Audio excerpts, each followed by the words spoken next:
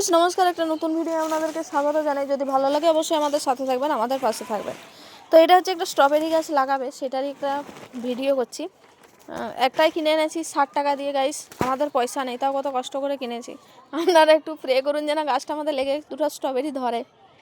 আর এখন অবধি কোনোদিন আমরা স্ট্রবেরি খাইও নি। এই দেখুন একবার, এটা কি মাটি দেওয়া হচ্ছে বাচ্চু?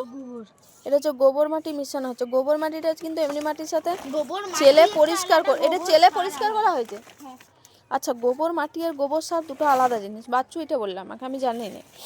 তো সার্থক সরা মাটিগুলো হাত দিস না।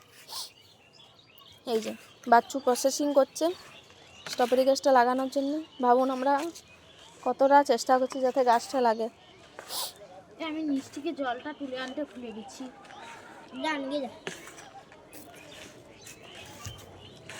কালো রঙের মাটি হয়ে গেল। কালো রঙের মাটি ভালো স্ট্রবেরি।